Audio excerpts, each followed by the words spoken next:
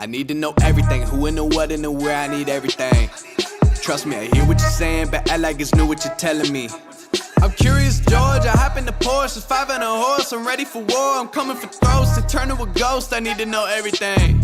Now you be surprised at the info you get is by letting them talk, so I'm letting them talk. Gotta keep quiet, maneuver in silence, then let them in, chalk up their body, another one body, that's just how it go. I got some secrets, I'm shaking the game so they stay on their toes. Stay in your lane, how to stay on the go. I can play with the pros and act like a rookie, so they overlook me, then I double up again, none of their knows, none of them cold. They just got lucky but never adapted, so I'm to the one if it's coming to blows. My enemies cutting it close, I let them think that they got me, but what do you know? I had them beat before we ever spoke, I'm ready for smoke. I need to know everything, who and the what and the where, I need everything. Trust me, I hear what you're saying, but act like it's new what you're telling me. I'm curious, George, I hop in the Porsche, it's 5 and a horse, I'm ready for war, I'm coming for throats, to turn to a ghost, I need to know everything. Successful under that system? I don't know, man. I hope everything good. You want to know something? I'm really in between with, who do I cheer for when it comes down to Patriots versus the Bucks, man? You know what I mean? Because I think I'm going to get a shirt, half Patriots, half Bucks, 1-2, Brady on the back. You know what I mean? Because at the end of the day, I still got to root for Brady, man. I followed him for 20 years. Right. Okay, sorry. He's the GOAT. Go ahead, Dan. Oh, no, I'm just going to say Justin Gower came up in the chat and he said strippers and politics, hashtag strippers and politics. That's great, man. Hey, I'm glad you're here. We can talk about strippers and politics all you like tonight. Hey, now I wanted to take this time to everybody out here to share a little story because this is actually something that's going on. Friend of me and coach's, Josh, he used to be back around when we were on the semi-pro football team and building that whole thing. And his car got stolen, and that makes two of us because my car got stolen. I used to work at if anyone heard this story before, back when I was like 19, I had a job down at Martin General Stores, and a man left Cove Forge. He ran off the premises. I'm not sure what the rules are on that, so Coach and Joey, you guys are going to inform me, I'm sure, of, however it is whenever you go to rehab. But he left the facility, stole my vehicle, and drove it the whole way to Pittsburgh. And we later found it without a tire and just totally foobar, bro, like totally destroyed. And, I thought that was kind of like a cool little story I could share with you, Joey, about, because we're going to be talking about rehab and whatnot, about one of my experiences with being around a rehab or working near one. Right. What's the matter? You can't trust a recovering addict or a felon? Come on, man. No, I absolutely can. Actually, this is funny, was whenever they found the guy, they asked me if I wanted to talk to him or whatever, and the only thing I said to him was, what did I say to him was, well, did it get you where you needed to go? Like, did you get where you needed to go? Because he ended up working for I forget. He ended up having to pay me back for the repairs for 2 years, and I can't randomly getting checks for $80, $60, $40, whatever he had basically to pay me back, over the next 2 years. So, I wasn't too mad about it, and the damage wasn't that substantial, although I lost a football out of it, which I was kind of mad about. That was the thing I was the most mad about, was when I went to my car, I was like, where the hell's my football at? Right. Maybe he did it because you're a Raiders fan. Who knows? Ooh, see, now he's sort of shade. He's looking over my shoulder, seeing that Raiders insignia. Okay. Throwing shade. That's all right, Joe. Joe, so tell me, tell me a little bit about Street Stompers. Street Stompers is something that I formed when I was in prison. It wasn't technically called Street Stompers at the time. It was called Spiritual Construction. So when I was, I'm a believer in my Lord Jesus Christ. A lot of people, they have their own views on it. But you would have a whole bunch of people coming in at least 3 times a week for Bible study. And it's the joint. Nobody wants to go in there. Maybe 2 or 3 guys would go in there. I would go in there. But I knew a lot of guys wanted to, but they were intimidated because sometimes if you went in there, they looked at you because you were soft. Oh, you want to come to prison now and you want to start worshiping God. And, they get a lot of snickering and stuff like that. But anyway, I decided to start a group called Spiritual Construction. So pretty much where I don't care what religion you are, Muslim, Buddhist, I don't care if you just believe in energy. There's a lot of people out here that just believe in energy. which is a good thing, you know, as long as it's positive, I guess. But I decided to create a spiritual construction, and I was locked up for 3 weeks when I started that. And I started off with like 2 people, and by the time I left, there was 27 people in that multi-purpose room. So I knew there was more to be done with that. But I kept putting it off, and every time I hit the street, you know, we get in depths and prayers and stuff like that when we're in trouble. You know, God, get me out of this, those foxhole prayers. And then you get out, and we forget the blessings that we had. And reality hits us, the women, the drugs, the cars, the clothes. And so, you know, I had my downfalls and stuff like that. And I went to Cold Forge. And when I went to Cold Forge, I started it up again. Now, when I first walked into Cold Forge, it was a shit show, man. You had people fighting left and right. You had, and it's a beautiful place. It's a beautiful place. It's, for people that don't know, it's a rehab surrounded in the mountains, and they got like their little cabins and houses and stuff like that. And, you know, it's a beautiful scenery. But then when I first walked in there, the atmosphere was so crazy, man. People fighting, stealing, talking trash about each other. And the best thing that I always knew for a remedy was prayer. So I didn't know anybody, but I did bump into 2 guys I came in with, and we were pretty close right off rip. And I said, hey, guys, you want to say a prayer with me? And they said, yeah, you know, and they're like, what do you want to pray? I said, right there in the middle of the field where everybody can see us. Sometimes I get these whispers, you know, God whispers, the devil's loud. And something said, go to that field. So what people don't know is that this is a big campus rehab, and it holds like 200-something people, like 130 men and 75 women. And so I went over to the middle of the field, and just like prison, man, you got some snickering and a little gossip and, you know, want to be Christian this, want to be Christian that. And the second day came, and I said, hey, guys, you want to say a prayer with me? And they're like, hold on, man. You know, we're getting this. And I'm like, listen, just give me one more night. You know what I mean? One more night. Let's go say a prayer in the middle of the lawn.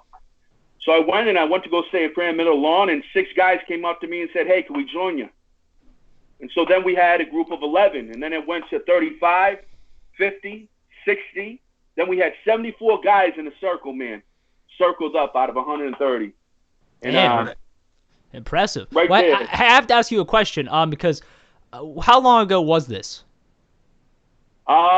This was about going on 2 months.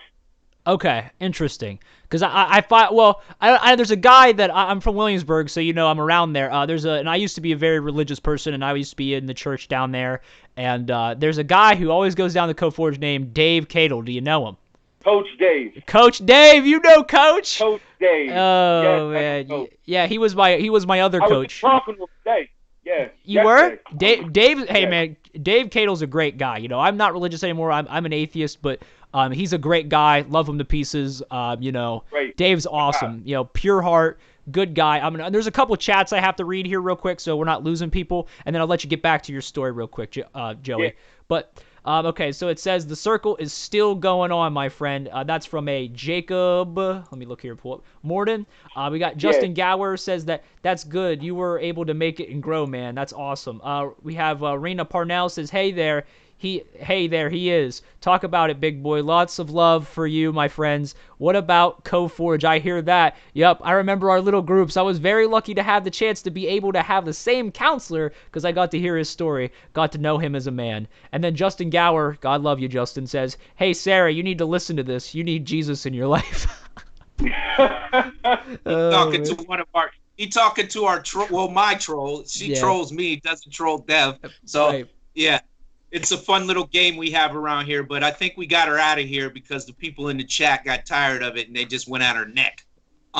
Finished. Yeah, so that's a good thing. That is a good thing. Now, transferring that outside, I know it's hard to transfer from inside of like a facility, a jail, or a rehab, and then coming out onto the street and transferring that energy and everything to get it out on the street. Did you find that it was easy to do that?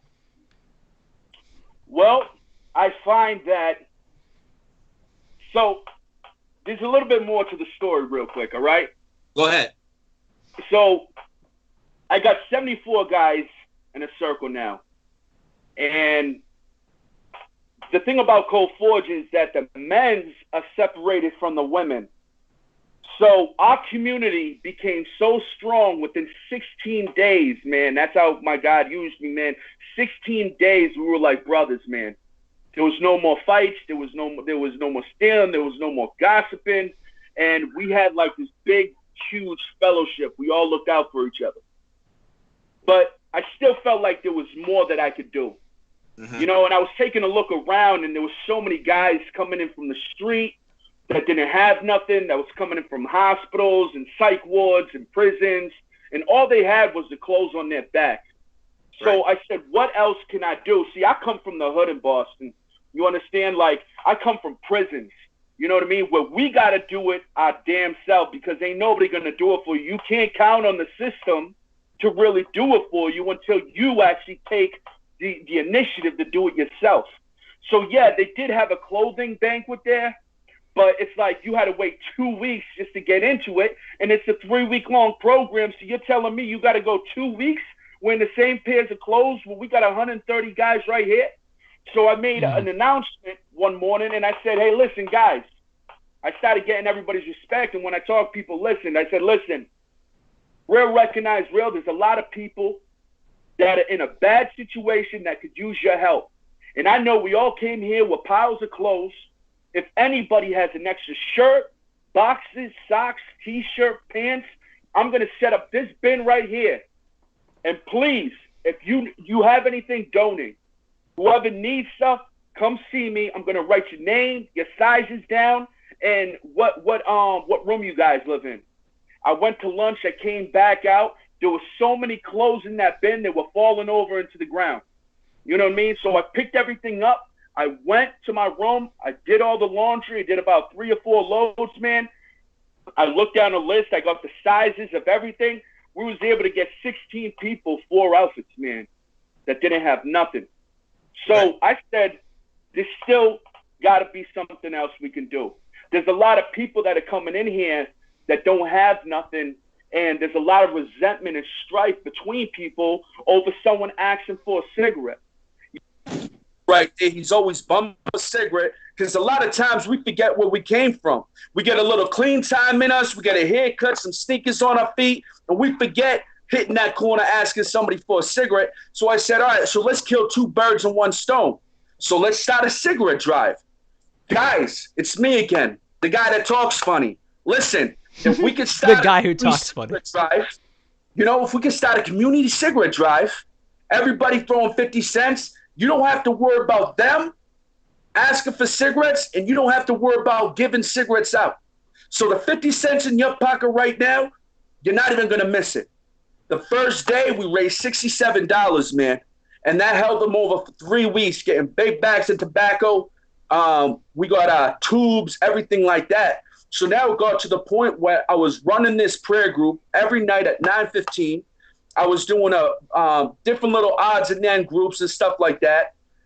It got to the point where I couldn't really do it all on my own. So someone's like, hey, Joey, you know, you're doing stuff left and right. Is there any way we could take over? So someone started distributing the clothes, keeping that sheet going for the new guys, because every day new guys come in, and every day we get donations. So pretty much the CEO of Cold Forge came up to me. Her name was Bobby Joe. She says, listen, what you are doing right now, I've never seen neither staff nor client ever do since I've been here. And the chant that we did at nighttime rocked the mountains, man. 74 guys saying like this boot camp chant. So pretty much I came up with the chant. Like I was saying, the guys are down at the bottom of the hill. The girls are up top. We're not allowed to talk to them one-on-one. And their community is off the hook too. You know, the fights and everything like that. So we started doing this chant to get the women's attention. When we got the women's attention, they started looking down and started seeing, why can't we have a community like the guys? Well, the CEO pulls me over and she says, listen, can I give you a hug? She gives me a hug. She's like, listen, how can you help the women's community? Now you had Tom Callahan who ran corporate, and he was right there with her. And so I'm like, you want a guy that got 16 days in a rehab to try and fix your community up? Hey, God willing. So for the first time, they allowed me and a few other guys to go up to the top of the hill. They called all the women for an assembly. I gave my story, what we're trying to do, how we got to build each other up and not bring each other down. We got to remember where we came from, because what we have today, we could lose tomorrow. So we started building with the women. The women got their prayer circle going. The women forgave each other before this assembly was up. I said, yo, before we leave this place, is there any way we can squash all resentments right now in the room? And one by one, you see the women crossing over, hugging each other and crying and a whole bunch of other stuff. We get out there, we circle up. I showed them the chant. I typed up a copy of the chant. So at nighttime at 9:15, the girls would challenge us to see how loud we could be. So we started going back and forth. And so, you know, Bobby Joe wanted a copy of that chant, and she was going to sketch it in stone. She was going to blow them up and make it part of the Code Forge tradition.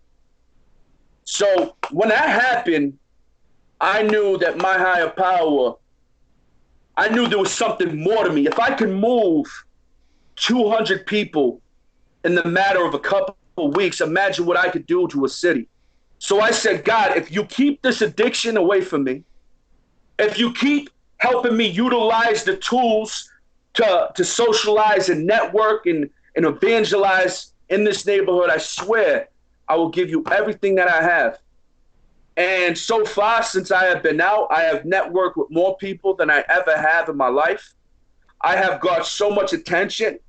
The media is hitting me up, wondering what this is. Everywhere I go, somebody's saying, what Street Stompers, what it's all about. I'm working with about 5 different organizations, from Community Action to Blair Drug and Alcohol. I got called in to be at the next meeting for Operation Our Town. I guess they do a bunch of like faith-based programs, the Beacon and stuff like that. They want me to sit on that. Not to cut you off. This is an interesting thing, though. Have you looked into this? Is a fact that I tell everybody every time they bring up Operation Our Town. It's actually what I'm not saying that to knock anything anybody's doing, but there's only one other place that runs something like they run, and it's in Florida. It's in Florida.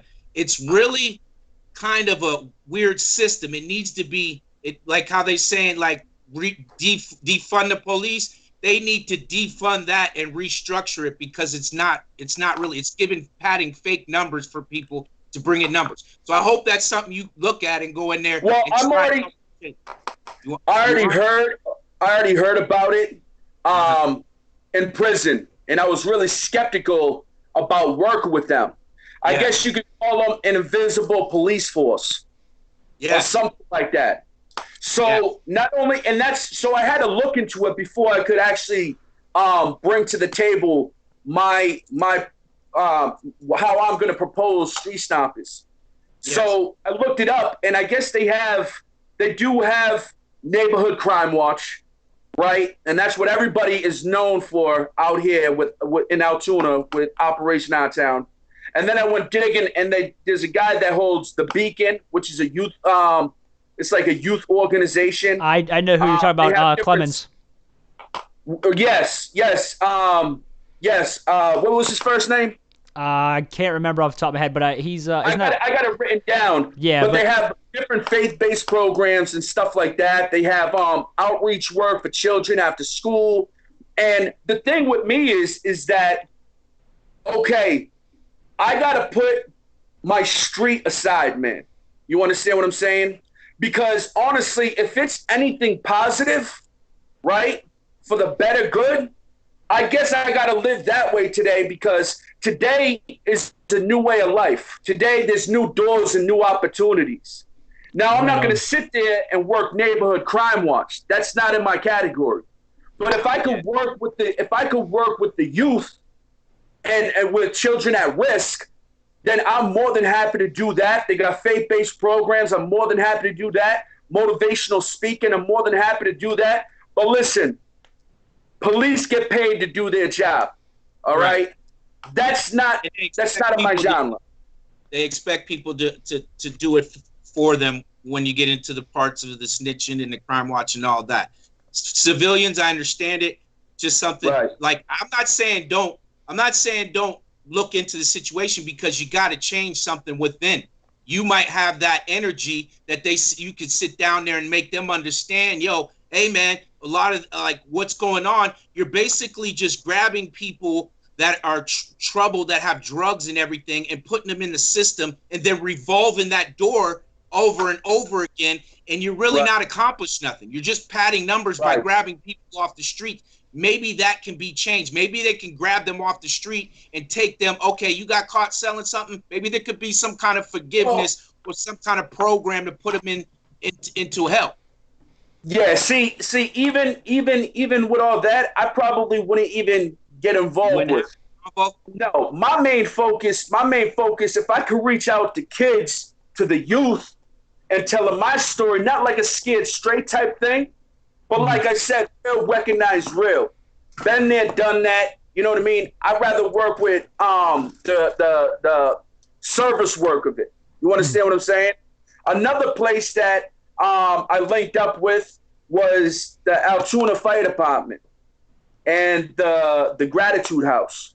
So pretty much the Gratitude is like a halfway house out in here in Altoona. So they need like a lot of. Say it again. I know what it is. Yeah. Yeah, they need a lot of community service done and stuff like that. And a lot of the guys, they came up to me after the NA meeting and they're like, hey, Joey, listen, we like what you're trying to do. Is there any way that you could link with the director over here and try and get us over there? And well, before I could even sit down and talk to them, I got to make sure that I can link them in with a community service. So I just got off with the chief of the fire department, and he wants to partner up with us. He said there's a lot of abandoned buildings out here. There's a lot of people that are elderly, that can't do their yard work, that can't afford it right now during the COVID-19 and stuff like that. There's a lot of places that really need help, and they need all the guys that they can get. Yeah. So that brings up a very good point. Well, for one, there's a couple of chats I have to get back to, and there's a question, but I'll save it for the end. I'll try and remember some of these questions and bring them back around. But that brings up a good point because, with COVID and everything going on, I feel like a lot of the like we've talked about a lot of times, a lot of the mental things that happen, why people, do drugs and try to escape, using it as an escape from certain realities they live in is probably heightened because there really is no way of getting away from it. You're kind of like locked in your home, there's not a lot to do. And I think what you're doing, Joey, is a very positive influence on everybody around you. I think that what you made a good point too, in relation to what Coach just said about Operation Our Town. Who cares about watching the neighborhood? You're trying to take those preventative measures. Let's talk to the youth. Let's talk to, and maybe not even just the youth, but just talking to, because those guys that you were in rehab with, I bet they all weren't 18 years old. But they were probably some 20-year-olds through there, probably some 30-year-old people through there, probably even older than that, maybe. And those guys, you got them all inspired and ready to go, and helping them on the road to recovery and teaching them. You taught them a very important lesson, and that is about being together and working together, and realizing that you have people, you have community, especially in, I can tell that sometimes, especially going to a rehab, it can be how would I put it? A very harsh environment to be in. So like I said, I got to commend you for all the things that you've said so far. And, you made good points about everything you said. Now, I wanted to make one more joke here. Justin Gower says, Dev, you still alive. Hold a mirror under your nose. Just like how earlier Joey was saying before the show, he's like, fucking blink. Fucking blink. Because I was sitting here on my computer working on concentrated, man.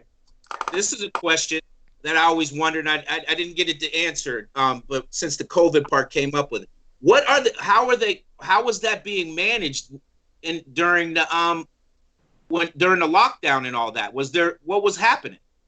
Because weren't you in there? Were you in there when it was like the COVID hit? What's that? When COVID hit, were you in the rehab? Oh, yeah. So pretty much when I was there, it was already in like yellow and green. So the only thing that really wasn't allowed when I was there was visits, outsiders coming in. And so I'm guessing that they kept the people in detox under surveillance and made sure they didn't have temperatures. I mean, every morning they took our temperature. Every morning they took 200 people's temperature, make sure nobody had a fever and stuff like that. But since I was there was no case of it. Okay. Interesting. Yeah. Oh, and now I have to ask this question because this is what's interesting to me was Joey, you reached out to us because you wanted to be on the show. So now I'm kind of curious because I didn't get all the specifics. You just said we were positive. But, like, what made you reach out to us to come talk on the show? Well, I think I was walking down the street and I seen Loren. And you had your backpack on. I don't know what really sparked the conversation. Maybe my shirt or something like that. And then I just got a conversation. I think it was. I don't know how that conversation got. I think you heard about me, and then you mentioned that you had a show, or not. You were talking about. I said I needed to get nonprofit. You said maybe I should work with you about that. Man, I'm telling you right now, crystal meth has ruined my memory. Yeah, I'm sitting here, bro. I am confused as all shit, bro, because all I know is you messaged us. That was my first inclination that I knew of you. And then you sent us pictures of yourself with Nick Cage and stuff.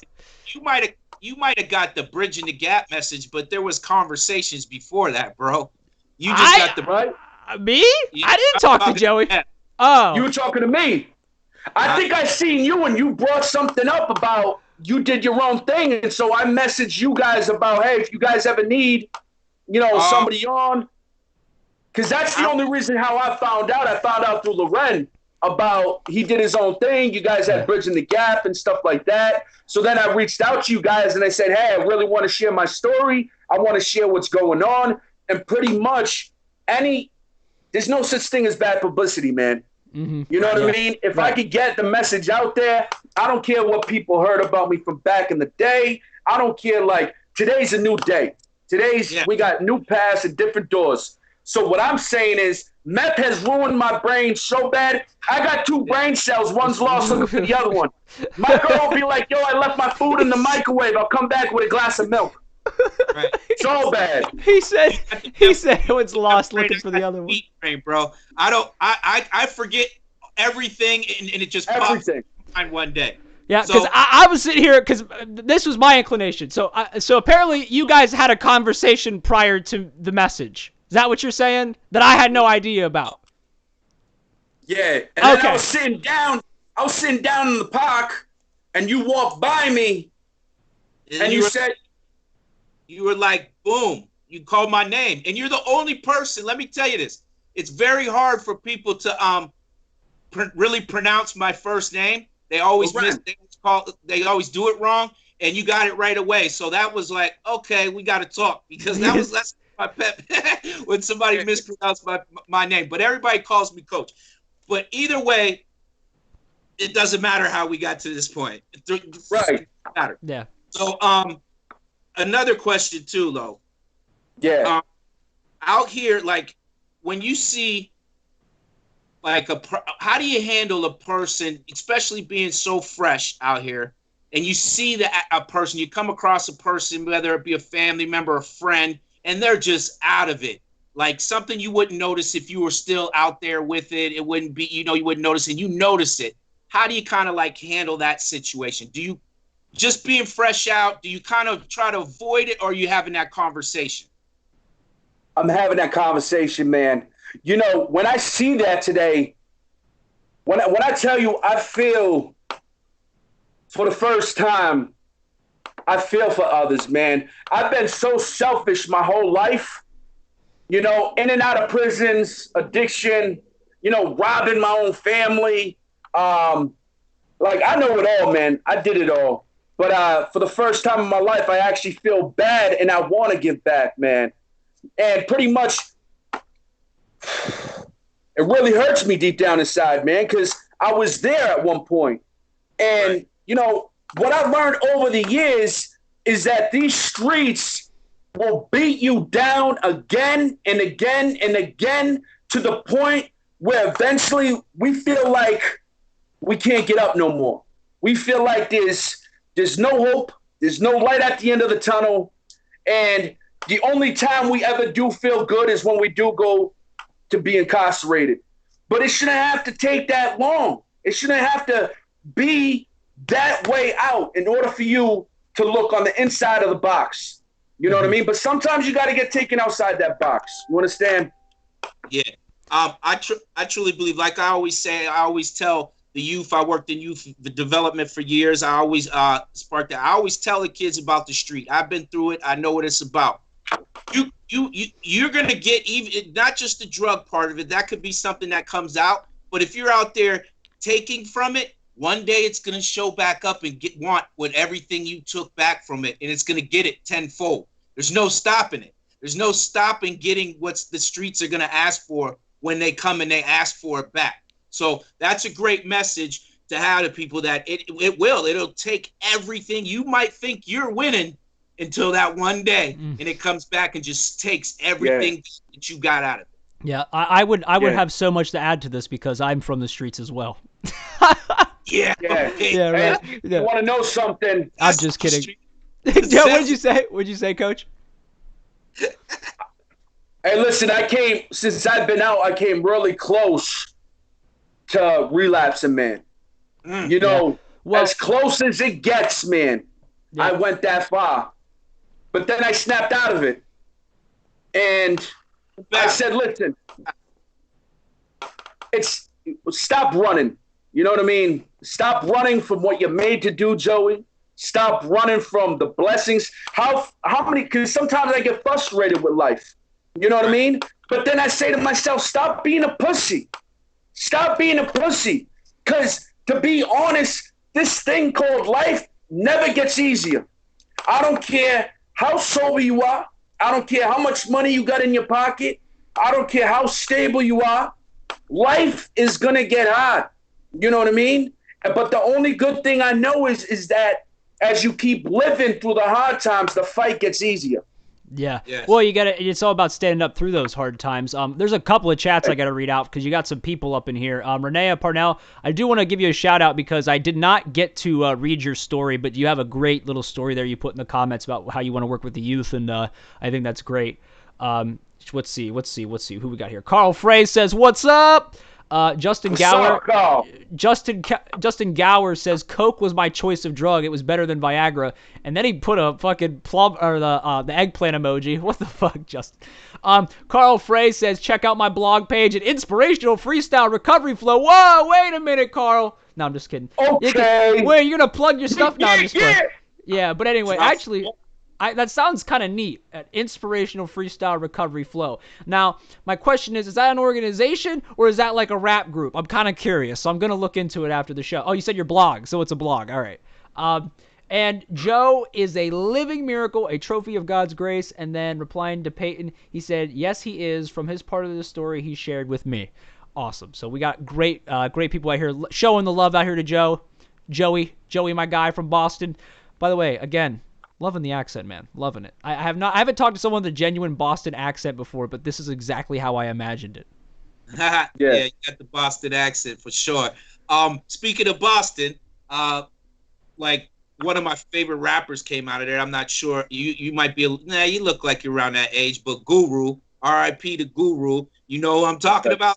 I heard about him, yeah. Yeah, he's a king. Gangstar. He's a king from out there. So, what about like the out in Boston? Like I know it's a rough place out in Boston. I've never been, but I've done some research on it and met a couple. I've met a couple people from Boston. Does everybody from Boston have that accent? Like that accent? Hey, you want to know the truth? Yeah. This is nothing compared to how people talk down there. Like I'll be out there and I'll be talking to them. And I'll be like, damn, your shit's strong, man. You got Boston. Like, you're talking to us Right. Boston Joey. But you see, like, you're Boston Joey because you live in Pennsylvania. Like, if you were down in, like, Boston, they'd look at you like, I'm a this nobody. you're just Joey. You're just Joey just down Joey, there. Yeah. Right. Well, this is a question. Joey Butterfield, you know. Well, listen, this is a question that was important. This was asked by Justin earlier, and Justin, I did remember it, but he wanted to ask you about this. This was like one of the first things you said, was that why are religious people, do you think, considered soft in prison? I mean, you guys both could probably add on this, but he wanted to know why you think. No. That's a misconception. No. Right. When I said they may look at you like you're soft. Mm-hmm. Now, there's a difference. Like, I don't go looking for it anymore, but I will take care of myself if I have to. But at the same time, like, you know, you got those guys in there that are not about it. You got those guys in there that are ride hard. They still got some more runs in them. It's been their life for so long. They know nothing else. You know what I'm saying? So, in other words, we call it recreation. A lot of guys try to get wreck off people. You understand what I'm saying? So the thing with me is I always had a spiritual connection with my higher power. You know what I mean? But I always had one foot in the street and one foot in the church, man. You understand? So I came to a point where I knew I couldn't call myself a true son until I had both feet in with Christ. You understand what I'm saying? Right. But at the end of the day, it's like, just because we fall down doesn't make us a failure. We're a failure if we stay down. You know what I mean? And that's the only thing I never gave up in life, was giving up. You know what I mean? So that's how you separate a fighter. That's how you separate a wolf from a sheep. See, you got warriors and then you got warriors. You understand? People that worry about everything, and then you got people that are warriors. They'll keep stomping through it no matter what happens. Stomping, street stompers. Plug it. Street stompers. Right. Street stompers, stomping the street with hope. We stomp the streets long enough doing the negative. Time to stomp it back with positive, you know? And I try to keep the lingo. I try to make it catchy. I want people to hear what we're doing. When I say that devil's working overtime, we got to work triple time. So when we hit them streets, we're not going to walk them streets. We're not going to casually go up to, no, we're going to stomp them streets, man. The same way we were doing it, chasing that drug, man, we're going to stomp it, chasing that hope. Right. Yeah, that's definitely a powerful thing. And a lot of people, like, I would say this, a lot of people, like Dev was saying with the religion part of it, which I know about the prison system very well. Yes, you're going to have people in every group of situation. You gotta find something, one for wreck, like you said, wreck, and one for not being wrecked on. So you have to grab a hold of something and get around some people. So that's an important thing. So what people think, I think addicts are one of the strongest people in the world, because you get tore down and you got to get back up, and you're going outside. Most people go outside with some kind of addiction. It could be food, clothing, or something, like whatever, shopping, whatever. But when you see an addict go back out there and have to fight every day, because like you mentioned, you got out and you were very close to relapsing. And that is a struggle in itself. And a lot of people look at when a person goes to rehab as it's a weakness, and it's not, because you're going in knowing that whatever you were getting out of using it was something. You're giving up and going in and knowing that you have to start over in that fight that you're going to have to take. Because I worked in the field a lot too, and I seen people coming in there and how they had to, like how broken they were, and then how long it took them just to even get a smile out of them or anything. And the time limit that they have to do it, it's like, okay, that's all the funding you got. You got to go back to the streets. You know what I mean? And then you got to go out there and fight. And that's the misconception about addiction. People think that it's weak. That shit ain't weak. That shit's strong. That shit's strong. And you want to know something? I got to say this, is that if there's somebody out there right now that's watching this live, right? If there's somebody that feels like they're on that rock, they feel like there is no more fight in them, get back up. Right. Don't quit. How many times have we went through life and there was a blessing right around the corner and we missed it? Keep working through it, man. Get back up. You're not a failure, like I said, for falling down. You're a failure for not getting back up. We're not perfect. We're not perfect. So keep doing what you guys do. Keep getting up. And listen, call me, network with me. You know, this is all Street Stompers. It's just a bunch of ex-felons, recovering addicts that got this stuff together, maybe that don't have this stuff together, but want to have this stuff together, and they come together, and it's just positive vibes, man. See, I don't really care what nationality you are. I'm throwing a cookout tomorrow. Now, we're being sponsored by Kettner's Grandview Meats. Ooh, cookout. Right? Oh. Right, and that's Jefferson Park, 5 to 7. So every time we throw a cookout, I just call Kettner's. They give us like 40 burgers, 40 sausages, 40 hot dogs, and they don't want nothing back. You know what I mean? I sat Hold down. on, let me check my calendar real quick. Hold up. Let me see what I'm doing. Oh man, What's the best burgers. What time? What time is this? What time is this? 5 to 7. 5 to 7. Oh wow, I have a thing that I just threw in the garbage because I think I need to go over and get something to eat. You got to, man. You got to. You know, we'll try to make around here. Dev have his camera. He knows what to do with his camera and get a couple pictures if it's possible that we can make it around there, and we'll get the word out and help out. And like we said, because that's what we do here is things like what you're doing. Like we do a lot of community stuff in the community where we try to help people get their word out and try to get to where they need to go. So this is something that very interests me, dear to my heart. I have a lot of family members myself have addiction problems. So I understand it very, very thoroughly. You know what I mean? Yeah. And it needs to be told. It needs to be told outside of just inside the meetings or inside the rehabs. It needs to be shared, like, you know what I mean, to people, the younger people especially, so they might not make those decisions to end up in there. Because once you go, you're going, and you could miss 5 or 10 years, and you're like, oh my God, what did I just do with 5 and 10 years? So it's very important that this message gets out, and that even if it's not something that you do, you might have a family member that does it. Get the information and try to help your family member. So it's a great cause. Right. Hey, listen, I gotta say something too, right? A couple things, right? Real quick. This is not a religious-based group. This is not Narcotics Anonymous-based group, Alcoholics Anonymous-based group. This is spiritual group. This is a recovery-based group, right? But if you're just an average Joe and you want to come get a burger, come get a burger. You see, I don't care what religion you are. I don't care what nationality you are. Just because, listen, I have my own beliefs, but you don't need a religion to build yourself spiritually.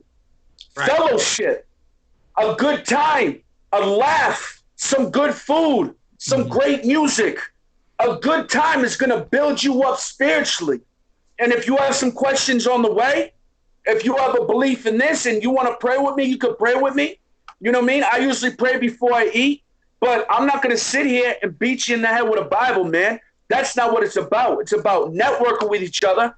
How are you guys doing? Good. What could you use in your life? Is anybody having a problem? Anybody need any type of resources? Anybody that needs recovery treatment? You understand? And another thing is that, come on, Loren, I don't know if you know, but the recovery out here is shit, man. Since this COVID-19, I went to this overflow church last year, and you had about 130 people in that church. You'll be lucky to see over 20, 25 people. And when I sit in that meeting, you got people on their phones. You got people talking. You got people getting up, leaving, coming back. You got people huffing and puffing. They hear the same old broken story about how addiction ruined their life. Well, let me show you the good things about addiction. Let me show you the happy parts. Let's laugh for a little bit. You know what I mean? Let's have a good time. Let's get to know each other, because when we go to those meetings, we'll talk in that meeting time. But when everybody leaves, nobody networks. Nobody links up with each other. Maybe they might have something once a month that the NA goes out and do. Why can't we do that once a week? Why can't next week after tomorrow we go to Canoe Creek and we have a cookout over there? I love to eat, so food is always going to be there. I sweat pork chops tying my sneakers, bro. He said he put pork chops in his sneakers. Listen, what did you say? You sweat out what? I sweat pork chops when I tie my sneakers. I snore when I eat. They're like, yo, is that motherfucker sleeping? Nah, I'm just eating. Oh man, no, I have to say this because this is something kind of near and dear to me. Is my stepfather, who was one of the big influences raising me as a kid. I don't really talk to him as much anymore, unfortunately. Sure. But he was a meth addict.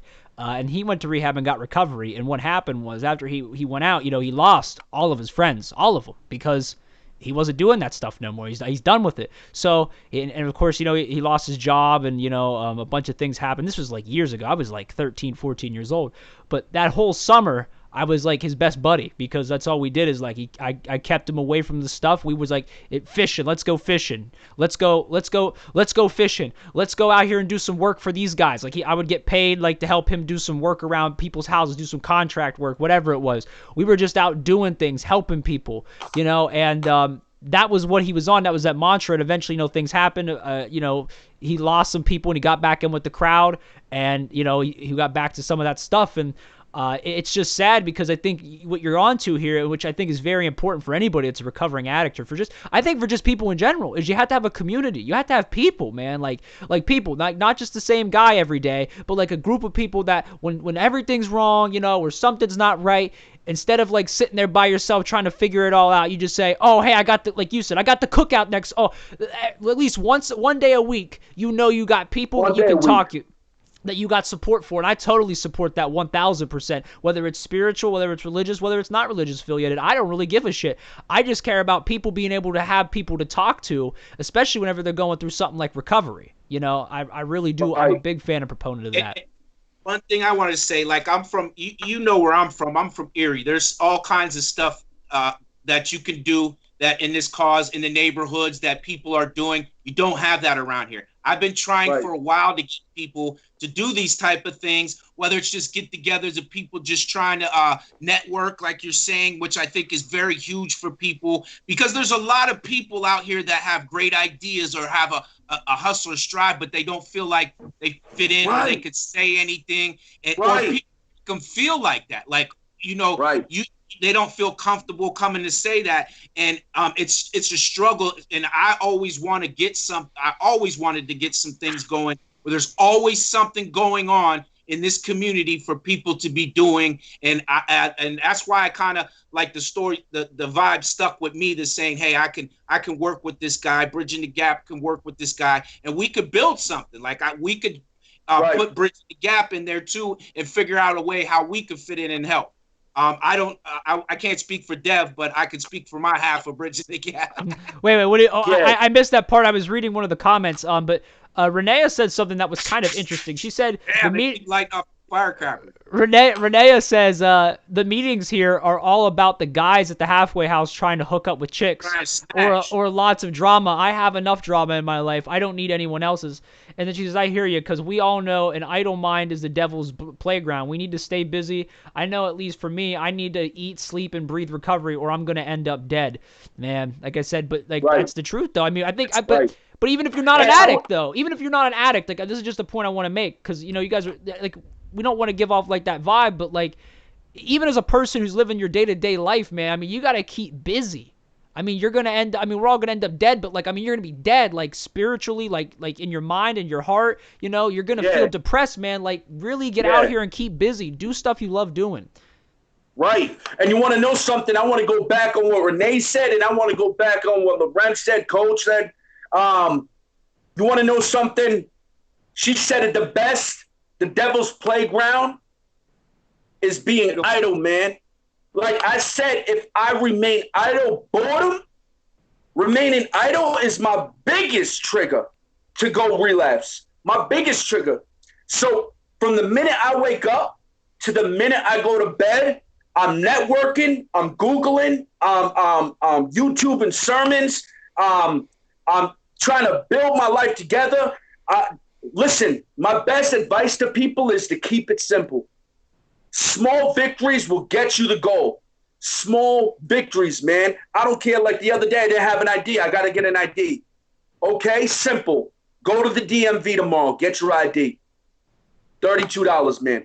You know, if you need help with stuff like this, you know, put it up on Street Stompers group page. Hey, I could really use help getting my ID. How do I go about doing this? How do I go about doing that? What Loren was saying was, you know, a lot of people like want to do good. They want to give back, but they just don't know how. So a lot of times we brush it off. Man, listen, everybody has that ability to overcome any obstacle in their life. Everybody has that ability to pursue any type of dream that they have. But a lot of times we get stuck. We hit a roadblock. We don't know how to do it. We want to go talk to this person, but we're not really a good people person. You know how many times I was scared?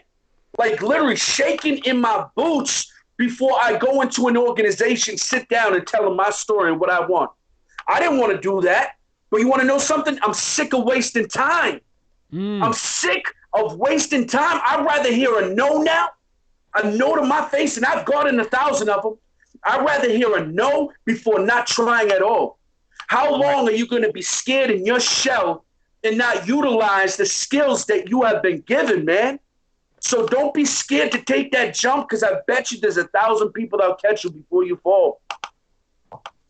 Right on. All right. We're getting to that time, Joe. Thanks. Appreciate you coming on. Why don't you go ahead and tell them where about the Jefferson Park thing again and the time and date. Okay. Yeah, listen up, guys. Jefferson Park tomorrow. Don't feel like you got to bring anything. Don't feel like because you don't got your hair cut, you don't want to come. Don't feel like because you've been wearing the same clothes for 4 days, you haven't come, man.